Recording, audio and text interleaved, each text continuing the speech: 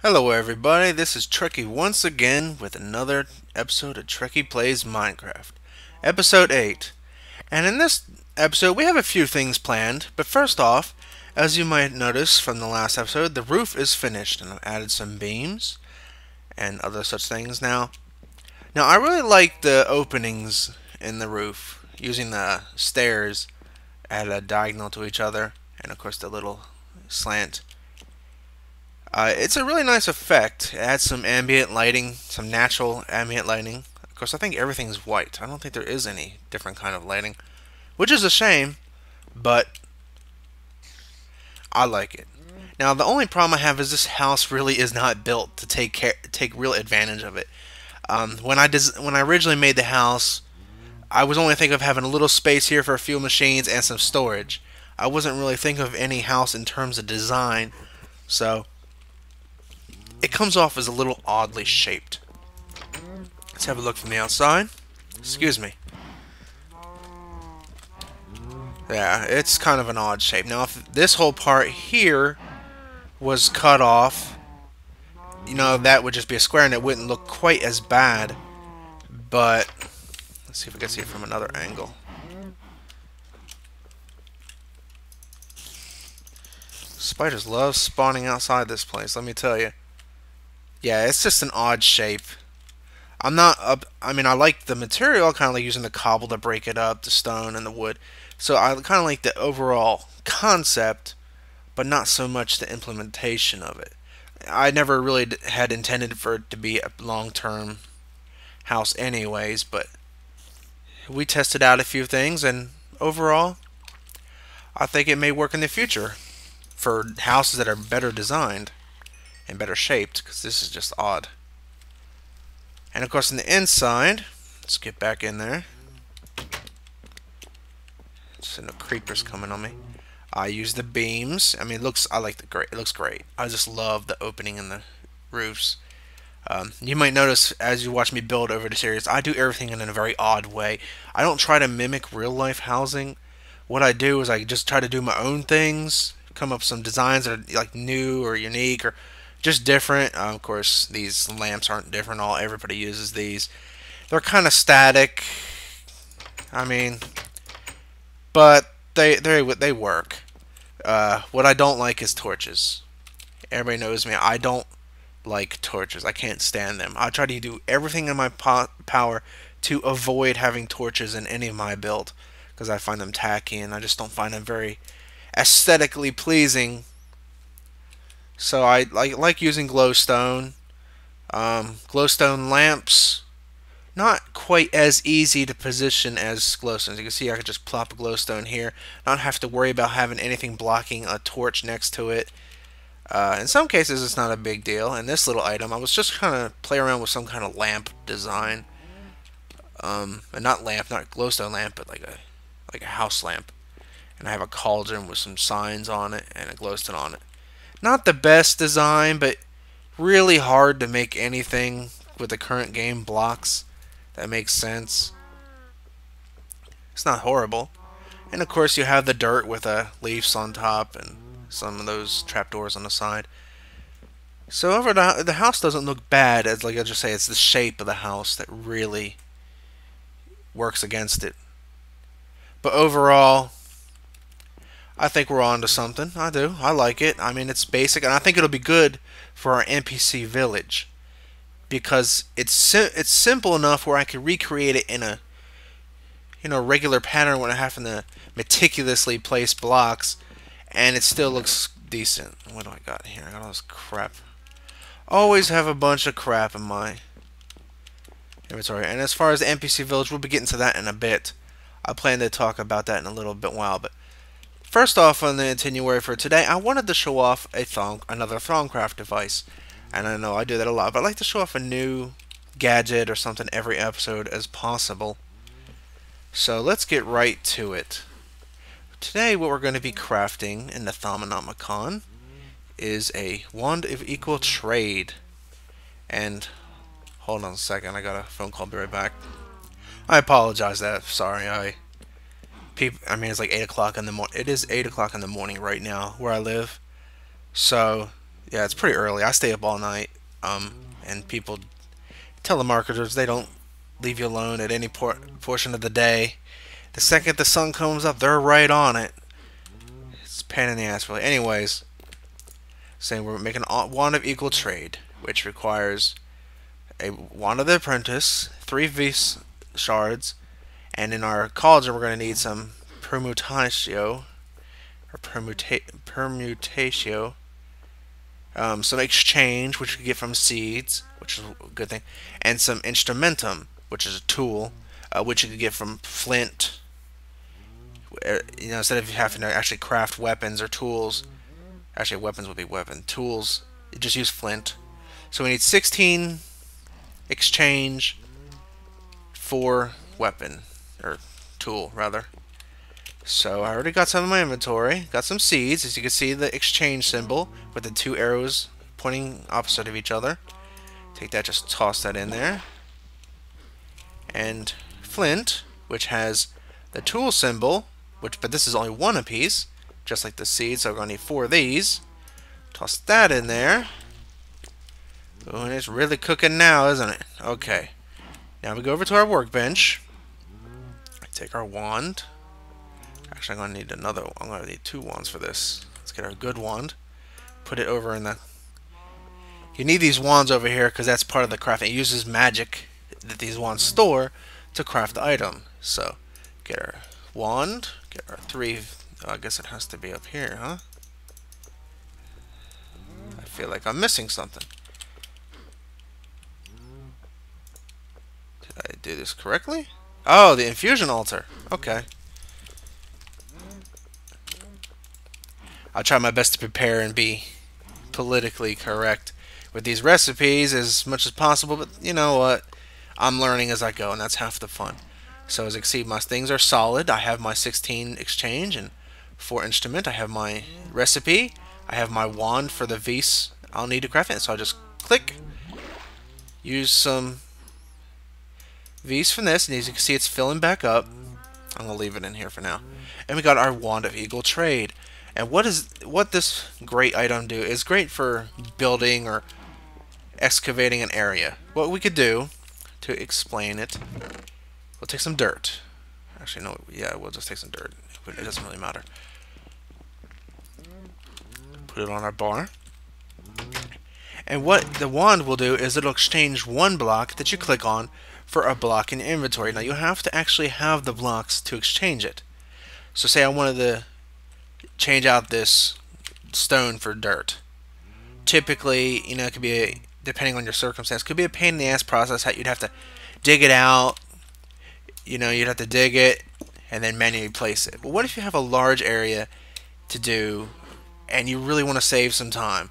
What you would do is you take the target block you want to, grab you duck or shift or sneak or whatever you want to, right click the block, and you can see down the bottom it has targeted that block.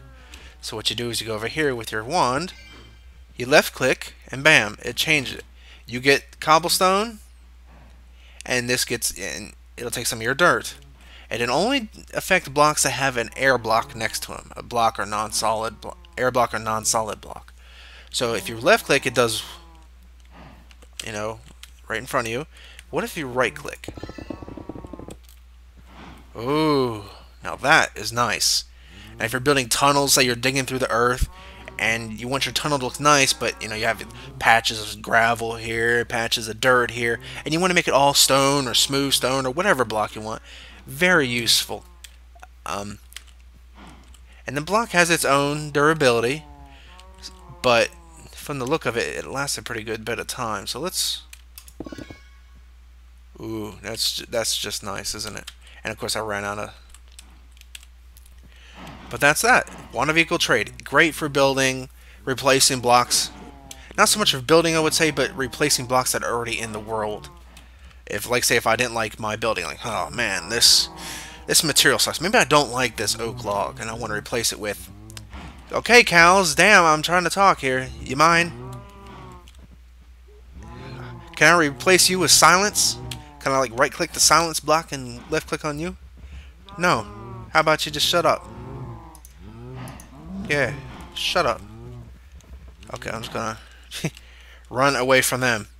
Okay, as I was saying, you don't like the oak blocks. Like, what would I rather have here than this oak block? Maybe I'd like to try spruce or jungle log. Jungle logs are ugly though, but that's beside this point. You want to replace it, instead of having to tear it all down and trying to position the log so they face the same direction, you just click it. You click the block you want, place it. It's a great block, really. And that block only shows when you have it selected, so that's good. I wonder if you move it out of your inventory and then put it back, will it still have that selected? So yeah, it stays with whatever selected. I don't know if it changes when you log out or not. I've not tested it yet, but it's a pretty cool item. Definitely cool. And now that's something I'll probably use a lot when I try to convert my entire staircase here into a nice, more appealing block instead of having, like I said, patches of dirt, stone, this, and then make it something nice. So something you should definitely check out. I don't know if it affects the aura around yet or not because I haven't got to that point.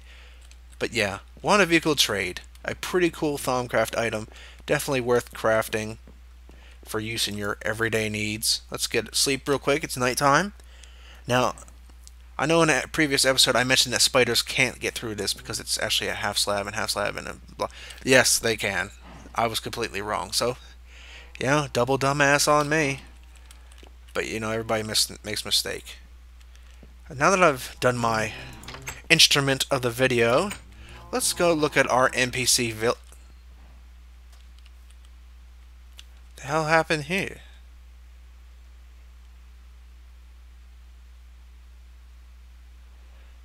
When the hell did this grow? Huh. I don't like tall grass. I go through extreme lengths to get rid of this stuff. I mean, don't get me wrong. In the right application, tall grass is nice, but world-generated tall grass just gets on my nerves. I like this kind of clean area. It looks nicer in my opinion. Some people like the tall grass, and I do too, but only when I create it for a specific reason. Like if I have like a road that comes here, then I can maybe fill in this little area of sand or dirt, grass with it. That'd be nice. Orange flower, white flower. I'm not familiar with those, but they don't world gen, it seems. At least I've not seen any. I've cleaned this whole area out. So our village, let's get back on track before I sidetrack too much.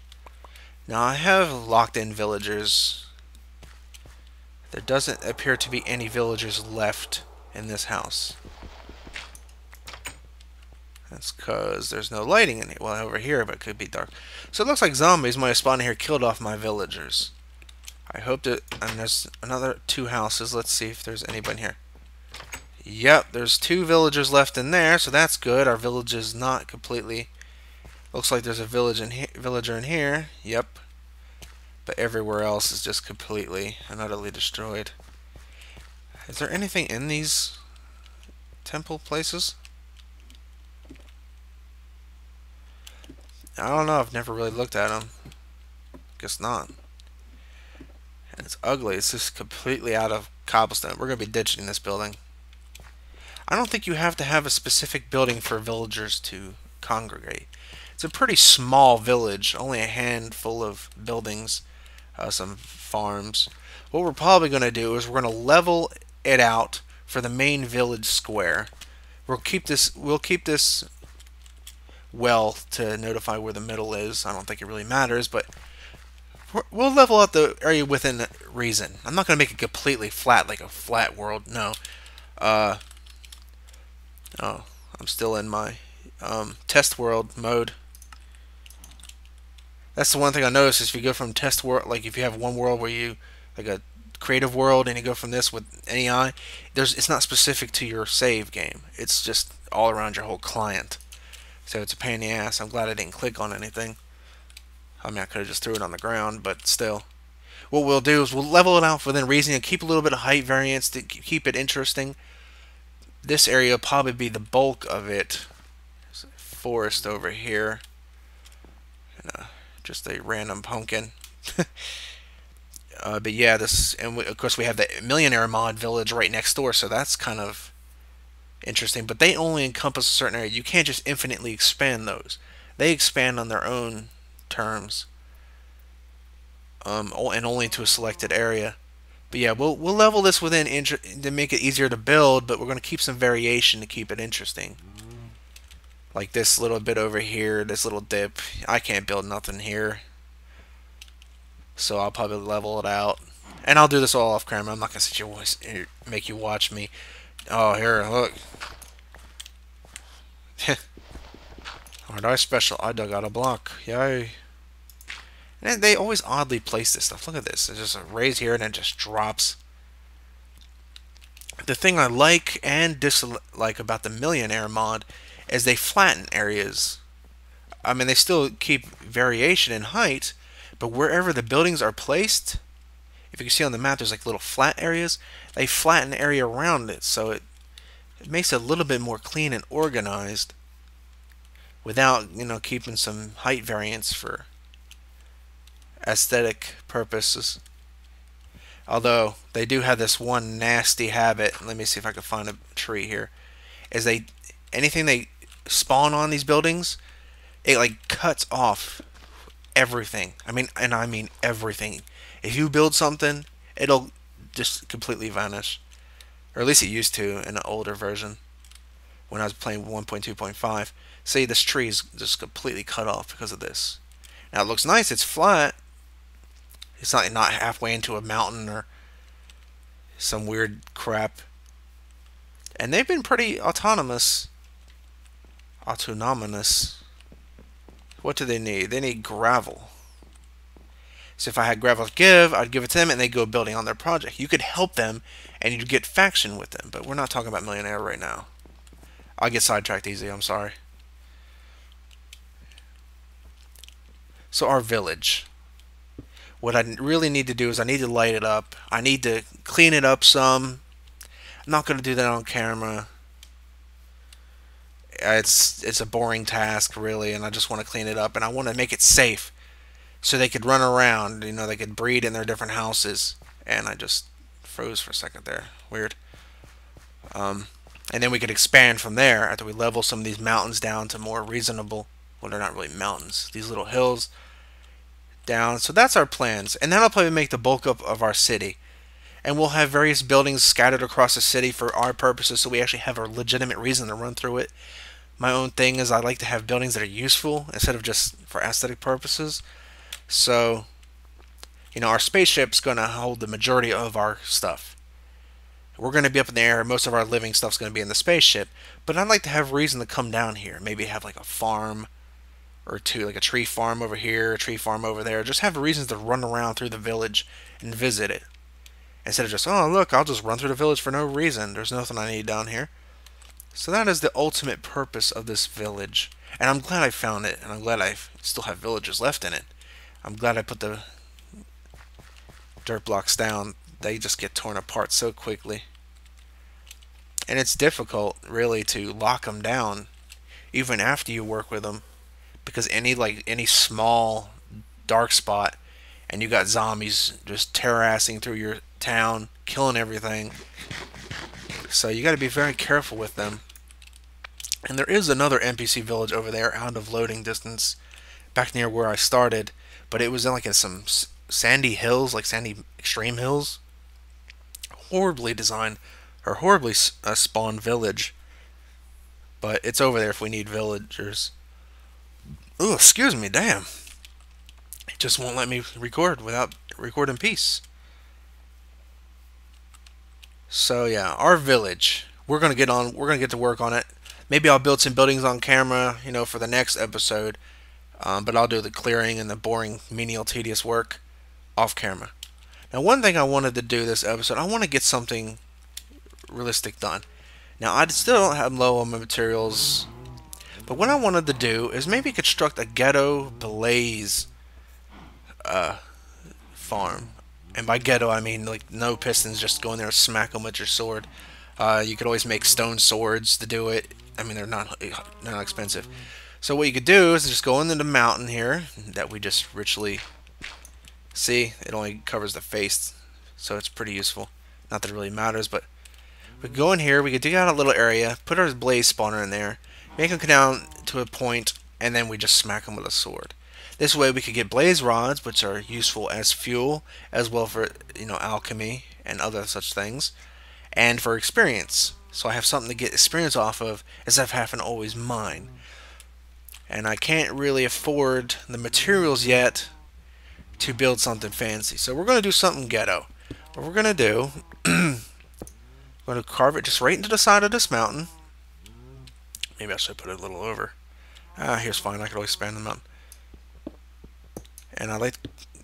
Okay, I'm on camera. I'm just going to use my fast bit. We'll have a nice little room for us to be in with a little bit of space. Just because it's a rough thing. And maybe I'll eventually put one of those chests down. I was talking about that, like... Speak, Trekkie, speak. Yeah, one of those hungry chests, like the one in front of my furnace, so whenever I kill the blaze, that it'll automatically take out their items. Or maybe I'll use a golem or whatever. I can't seem to aim. Let's put this torch in here. Okay. So we need a fall spot for them to end up where I could hit them, but they can't hit me. So it's almost going to need to be above.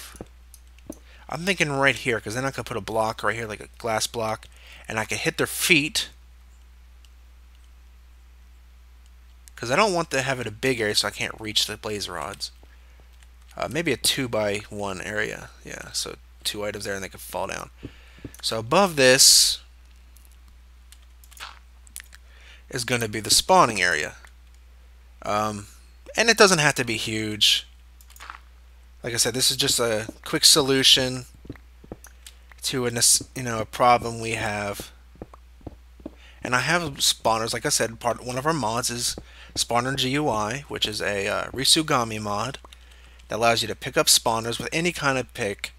But I've said I have to be able to legitimately find that kind of spawner in the world. And this course I think leads outside. If I'm not, I am mistaken. So we need to. Now usually a spawn room, a good spawn room, is about 4 high. Now a real blaze spawner like the likes of what Etho and everything would create. So this is 4 high. Now let's place our spawner so we can get our system going. Right here. It's as good a spot as any, I feel. And it's gonna be right near our house, so it should spawn items. I mean spawn blaze. So let's look at our thing. I guess it really doesn't matter. Let's make it 3 in all directions. It's not quite the best spawn area, but it will do for our purposes. I'm going to clear that out and I'll be back. Alright, I'm back. I dug out a room. Usually we want a 9x9 room. The difficulty for me is always remembering which direction the 2 4 sides are as opposed to the 2 3 sides. So it's a pretty ghetto room. Normally you would never make a blaze farm like this, but something easy. This is where our blaze spawner is going to go. Now I collected these spawners legitimately where I actually found them in the nether. I was running around trying to find blaze rods for a item I wanted to spotlight this video, but could never get enough blaze rods. So we got our spawner. They always seem to turn to pig whenever you collect them, but we could fix that. So I don't want pigs in here, that's for sure. What we're going to do is we're going to get the fuck out of Dodge. We're going to get down here. Get our stairs so we can close it off. And what we do, since we have spawner GUI, we can just right click. And we could choose from any... What the hell is Bugard? Anyways. Choose from any manner of item, spawnable creatures that could spawn in your world. A lot of these are from Twilight Forest. Where's our... I guess Blaze would be in B. Yeah, Blaze. You click Blaze. And the world is paused while you're in this, so you don't have to worry about being in a rush. And then you just do this.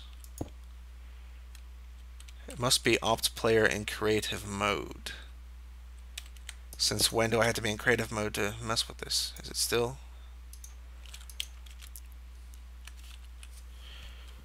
Well, that's not the way it used to be. Well, I don't go in player creative mode. Huh, that really puts a wrench in my whole system I have here. Because it didn't used to be this way.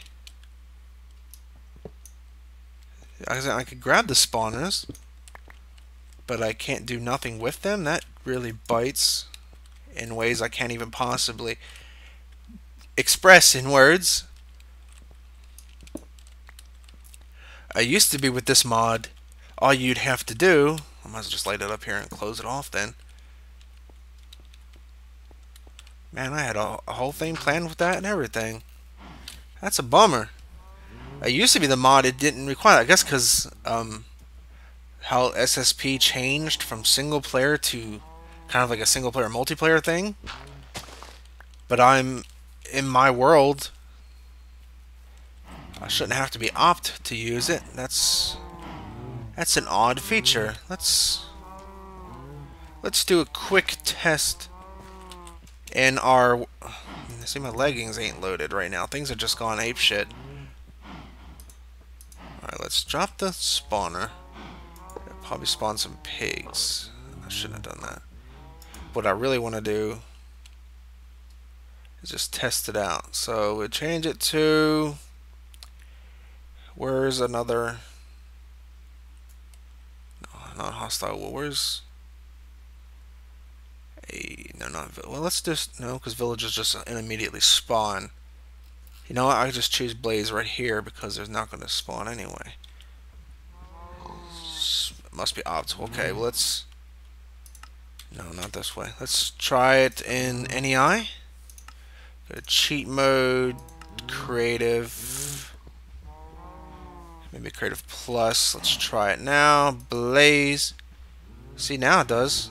But I don't want blazes spawning right in front of my face. Get out of my face. Always go to the wrong one. So break it back to regular. Recipe mode. That's fucked up. So we're gonna have to do legitimate spawners. Okay, pigs. You are illegitimate pigs. Killing them illegitimates. Die. Okay, I think there was only 2.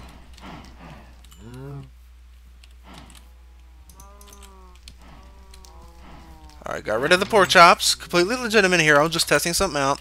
So it appears that GUI now, a spawner GUI, or GUI, or however you want to say it, has to have creative mode in your single player worlds now. So it's not like it was before where you could just use it. I mean, you can use it, but not legitimately, not without going into creative mode. That's odd, and I don't want to have to keep switching modes because then it makes it makes me feel suspicious. So we're gonna have to do it legitimately if we want legitimately. Yeah, that's right. I can't even talk.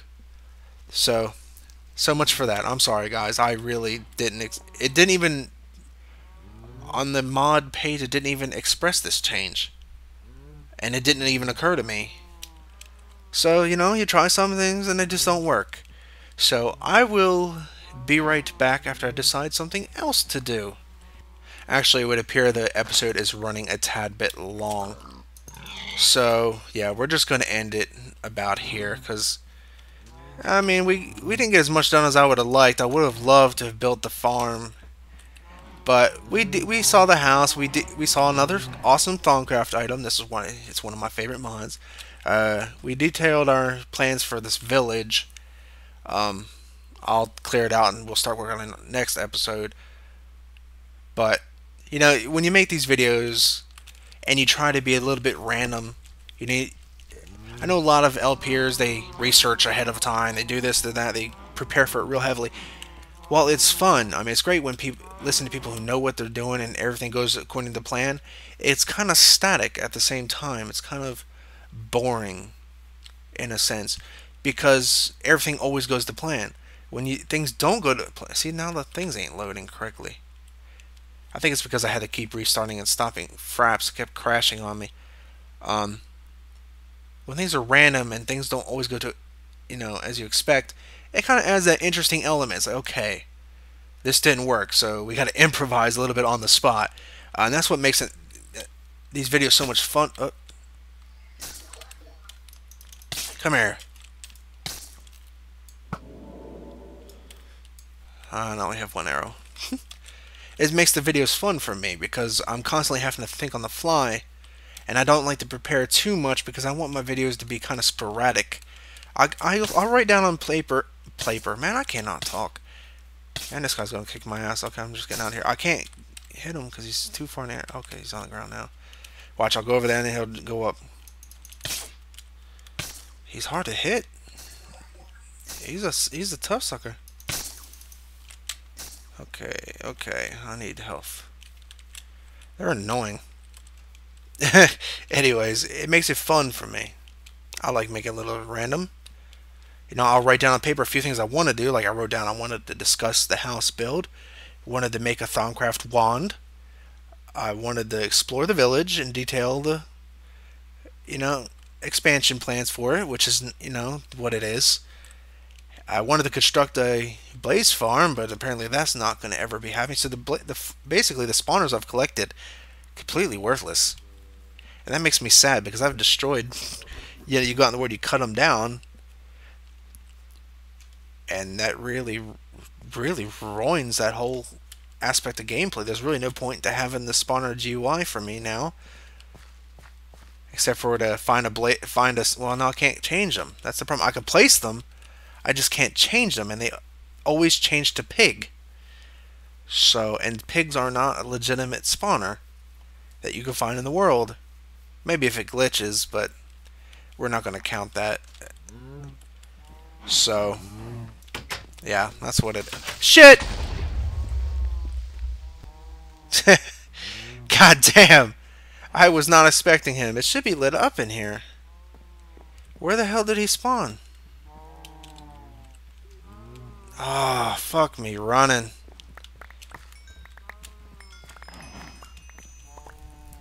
At least there was no stuff in there no water for me to boil my items. Oh my god. Creepers are the ultimate bane of me. Okay, I don't have enough items. Okay, let's just put my armor on. Pick up all my stuff. I don't believe that. Wow, what an end to the episode. It's like, hey, congratulations, Trekkie. Fuck you. That's what you get for having a lousy episode, right? Nothing went to plan. But that's the fun part of it. Not getting blown up by creepers, that ain't the fun part of it. No. It's funny. It's humorous. But it's not fun. Now I have to rebuild this portion of my house. Oh. Oh. Sadness. Well, I'm just going to leave it at that because look at this, fellas. This is where we leave off. Just crap. Just a bunch of crap. Nothing good happened. I'll talk to y'all next episode. I'll repair this and I'll get the village set up for us to build. I hope you enjoyed the episode. I'm sorry it was a little less productive than I would have hoped, but that's the nature of the game. Anyways, this is Trekkie signing off. Take care of yourselves.